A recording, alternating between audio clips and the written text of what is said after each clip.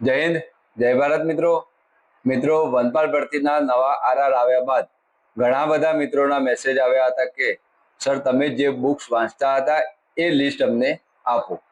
તો મિત્રો આજે હું તમને આ વનપાલ ભરતી વિશેના સિલેબસથી લઈ એ માટે કઈ બુક્સ વાંચવી એ બધું ડિટેલ્સમાં કહીશ. તો તમે મારી યુટ્યુબ ચેનલ સબસ્ક્રાઇબ ના કરી હોય તો જરૂર કરી લેજો. અને આ વિડીયો જો તમને ગમે અને કોઈ પણ તમારો મિત્ર ફોરેસ્ટની તૈયારી કરવા માંગતો હોય તો એને જરૂરથી શેર કરજો. 100% મિત્રો ઘરે બેઠા તૈયારી કરશો તો પણ તમારું સિલેક્શન થઈ જશે. માત્ર ને માત્ર મિત્રો હું જે બુક્સ આપું છું એ બુક્સ તમારે રિવિઝન કરવાની છે. નવી બુક્સ કોઈ એડ કરવાની નથી. જો એડ કરવાની હશે એ હું તમને આગળ કહીશ.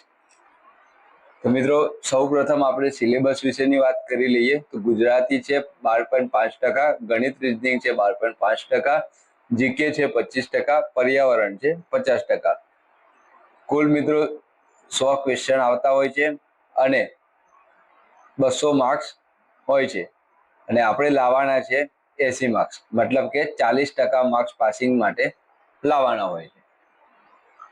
તો મિત્રો ગુજરાતી માટે આપણે બુક્સની વાત કરીએ તો વ્યાકરણ વિહાર કરીને એક બુક આવે છે. એ બુક બહુ ઇમ્પોર્ટન્ટ બુક છે. બીજું ગુજરાતી વ્યાકરણ સિવાય મિત્રો શબ્દ ભંડોળ આપણું પૂછાતું હોય છે. તો શબ્દ ભંડોળ માટે 6 થી 12 નું જીસીઆરટીની બુક્સ લેવાની છે, જેની અંદર દરેક ચેપ્ટર કે કાવ્ય પછી એક ટિપ્પણી આપેલી હોય છે અને ઘણી જગ્યાએ શબ્દ સમૂહ આપેલા હોય છે, સમાનાર્થી આપેલા હોય છે, વિરુદ્ધાર્થી આપેલા. આ તમામ આપણે એકદમ તૈયાર કરી લેવાના છે. બીજું મિત્રો ગણિત રીઝનિંગ માટે વાત કરીએ, મેં વેબ સંકુલની બુક ઉપયોગ કરી હતી.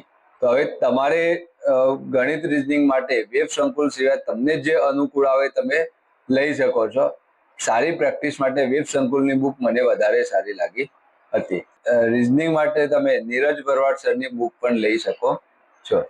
મિત્રો હવે જીકે ની વાત કરીએ તો જીકેમાં મિત્રો કોઈ પણ એક જીકે બુક આપણે કમ્પ્લીટ કરવાની છે. મેં કાજી સાહેબ અને યુવા આ બંનેની જીકે બુક મેં વાંચેલી છે અને આ બંનેની બુક સારી છે. તમે વર્લ્ડ ઇનબોક્સની પણ જીકે બુક વાંચી શકો છો. તો મિત્રો જીકેમાં જે 25 ક્વેશ્ચન આવે છે એ 25 માંથી 15 થી 16 ક્વેશ્ચન તો કરંટ રિલેટેડ હોય છે. તો મિત્રો તમારે ખાસ કરંટ અફેર કરવાનું છે. જો મિત્રો વનપાલ કે વનરક્ષક બનવું હોય તો તમારે કરંટ અફેર ખાસ કરવું પડશે. કરંટ અફેરમાંથી પર્યાવરણના બી ક્વેશ્ચન એટલા પૂછાશે અને જીકેના બી ક્વેશ્ચન એટલા પૂછાશે. કરંટ અફેર તમને મેરિટમાં લાવશે. તો કરંટ અફેર માટે મિત્રો જો મંથલી તમારે કરવું હોય તો યુવા છે જે મંથલી કરી શકાય છે. આઈસી છે એ વીકલી આવે છે અને મનીષ સિંધી સરના વિડીયો છે એ રોજ વેબ સંકુલ ઉપર રેગ્યુલર ડેઈલી વિડીયો આવતા હોય છે. તો તમને જે આમાંથી સેટ થતું હોય તમે વાંચી શકો છો. બીજું મિત્રો પર્યાવરણ હવે આપણો મોસ્ટ આઈએમપી સબ્જેક્ટ છે, 50% માર્ક્સ આવે છે. અને જીસીઆરટી આપણે પર્યાવરણ માટે સૌથી વધારે જીસીઆરટી પર ફોકસ કરવાનું છે. તો મિત્રો સામાજિક વિજ્ઞાનની અંદર આપણે 6 થી 10 ધોરણ 6 થી 10 નું સામાજિક વિજ્ઞાન કરવાનું છે. તો આ 6 થી 10 ની અંદર તમે પર્યાવરણ લગત જેટલા પણ ભૂગોળના ચેપ્ટર છે એ દરેકે દરેક ચેપ્ટર તમારે 6 થી 10 ની અંદર કરવાના છે. બીજું મિત્રો વિજ્ઞાન અને ટેકનોલોજી છે.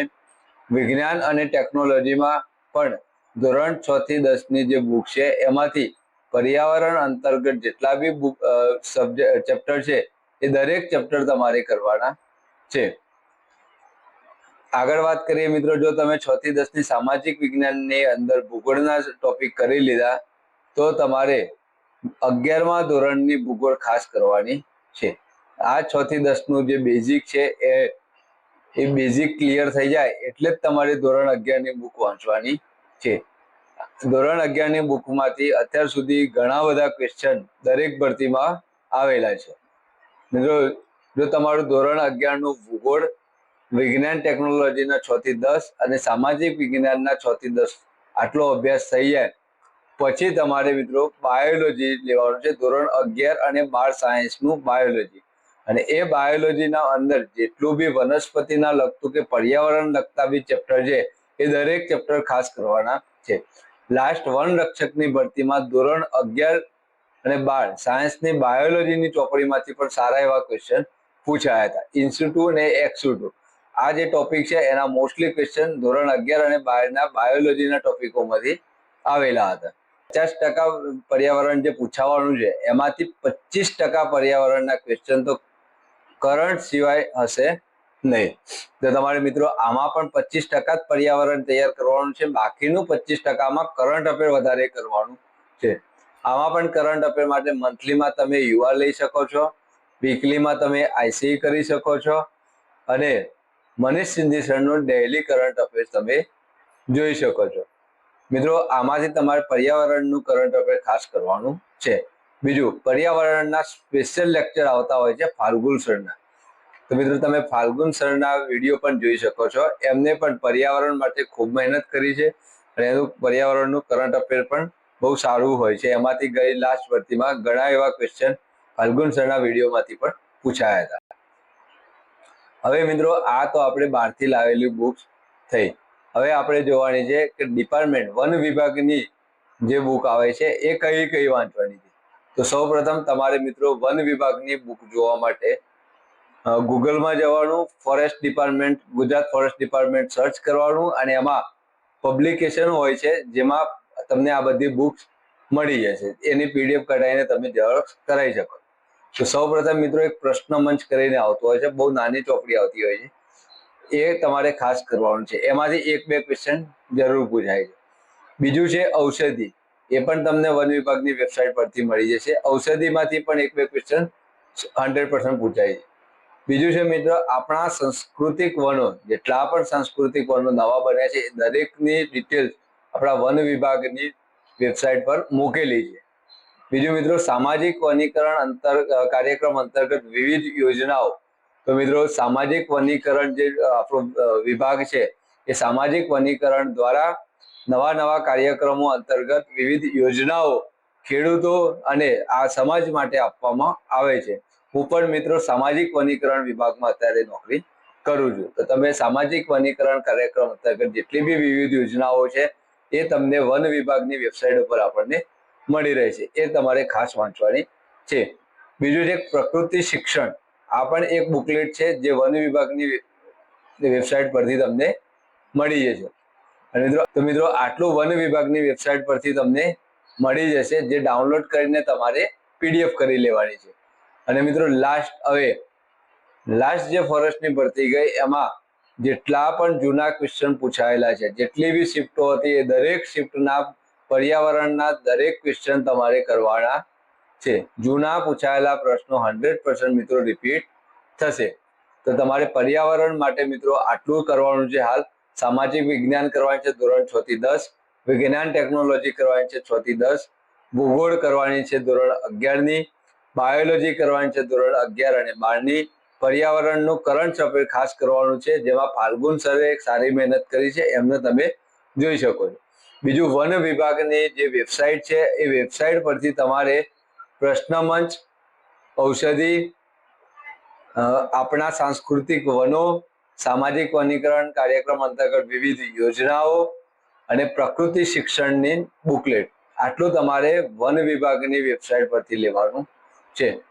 બાકી મિત્રો તમારે જૂના ક્વેશ્ચન ફોરેસ્ટમાં લાસ્ટ ભરતીમાં જેટલી બી શિફ્ટો ઓનલાઈન લેવાઈ હતી એ દરેક શિફ્ટના પેપરની અંદર 51 થી 100 નંબરના ક્વેશ્ચન છે, દરેક પર્યાવરણના છે. તો તમારે આ પર્યાવરણના આ ક્વેશ્ચન પણ ખાસ કરવાના છે. જો તમારે આ પર્યાવરણના આ ક્વેશ્ચનની પીડીએફ જોતી હોય તો તમે ઇન્સ્ટાગ્રામ પર કે મને વોટ્સઅપ પર મેસેજ કરી શકો છો. હું તમને આ જેટલા બી ક્વેશ્ચન છે જૂના પેપરો એ દરેક પેપરની પીડીએફ હું તમને આપી દઈશ. મિત્રો આ સિવાય પણ જો તમારે વધુ પર્યાવરણમાં કરવાનું હોય, આટલી બુક્સ તો ખાસ કરવાની જ છે. અને ઇમ્પોર્ટન્ટ આપણે જીસીઆરટી આપ્યું છે, તો હવે જીસીઆરટીમાં બીજા કયા ટોપિક આપણે કરી શકીએ છીએ. તો મિત્રો આપણે ધોરણ 11ની જે ભૂગોળની ચોપડી કરી એ જ રીતે ધોરણ 11ના સમાજશાસ્ત્રની, યાદ રાખજો મિત્રો, એક જ ચેપ્ટર કરવાનું છે, સમાજશાસ્ત્રની બુક છે. એમાંથી ચેપ્ટર 8 તમારે ખાસ કરવાનું છે, જેનું નામ છે પર્યાવરણ અને સમાજ. જે આપણો સિલેબસમાં પણ આ ટોપિક લખેલો હોય છે, પર્યાવરણ અને સમાજ. તો આ તમને સમાજશાસ્ત્ર ધોરણ 11 ની બુકમાંથી મળશે. બીજું મિત્રો વધારાનું એક બીજું છે, ધોરણ 12 ની અંદર તમારે ધોરણ 12 ની જે ભૂગોળ છે એમાંથી તમારે 9 અને 10 આ બે ચેપ્ટર ખાસ કરવાના છે. કુદરતી સંસાધનો અને ચેપ્ટર 10મું છે વૈશ્વિક સમસ્યાઓ અને ભૌગોલિક પરિક્ષેત્ર. આ મિત્રો ધોરણ 12 ની ભૂગોળમાંથી બે ચેપ્ટર કરી લેજો, કુદરતી સંસાધનો અને વૈશ્વિક સમસ્યાઓ ભૌગોલિક પરિક્ષેત્ર. અને ધોરણ 12 ની જ અંદર એક બીજી બુક છે આપણી મનોવિજ્ઞાન. હવે મનોવિજ્ઞાનમાં તો પર્યાવરણ હોય કે તો સાહેબ છે, મનોવિજ્ઞાનમાં પણ ચેપ્ટર 8 કરવાનું છે, પર્યાવરણ અને વર્તન. તો મિત્રો ધોરણ 12 ની મનોવિજ્ઞાનની અંદર તમારે ચેપ્ટર 8 પર્યાવરણ અને વર્તન આ પણ કરવાનું છે. તો મિત્રો આ હતું આપણું આજનું બુક લિસ્ટ. તમે ફોરેસ્ટની ભરતી માટે આટલું જ બુક્સ તમે વારે ફરતી રિવિઝન કરી શકો છો.